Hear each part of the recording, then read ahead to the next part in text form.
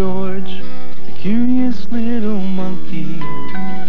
Here he comes, as happy as can be. Curious George, the curious little monkey. Why is he curious? Well, let's go and see. Curious George learns to write. "George," said the man with the yellow hat, "I have to go to the bookstore.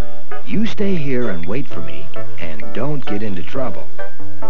The man drove off in his little blue car, and George was left alone. He looked around.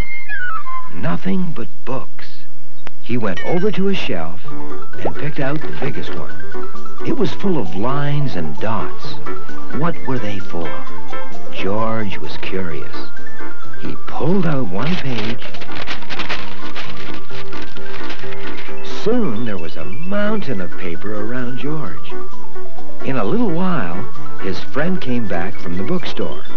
"George," he said, "stop that. You don't have to tear a book apart to find out what's in it.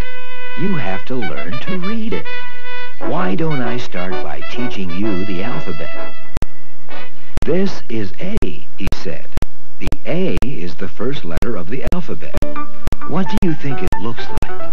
It looked like an apple. Next, the man drew a B. The B looked like a bird. Then came a C. A C looked like a crab.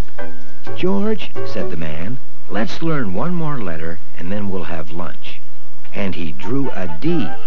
The D became a dinosaur. That's enough for now," said the man. "While I'm getting lunch ready, why don't you try to write some real words with these letters?" George looked at the letters. What word could he make with an A, and a B, and a C, and a D? George was curious. He picked up a crayon and wrote a C, an A, and a B. Cab! Hooray! George had written his first word. How about another one? George wrote a D, and an A, and another D. Dad! One more. A B, and an A, and a D. Bad. George knew what that word meant. Just then, the man came back. "George," he said, "you've written some good words, even if one of them is bad." And he laughed. "Now you deserve a treat. Go to the bakery and get some donuts." The man wrote a note and gave it to George. 1 dozen donuts. George looked at the note. Maybe he could write something too. Then he took the note to the baker. "My," said the baker, 11 dozen donuts. That's a lot. But that's what the note says. We'll need an extra big bag."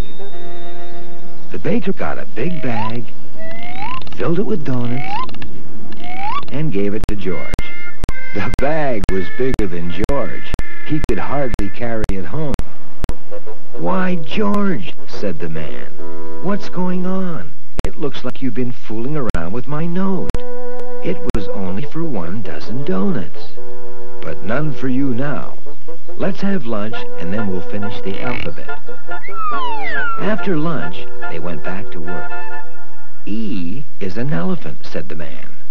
"F is a flower." Finally, they got to the Z. "Z is a zebra," said the man.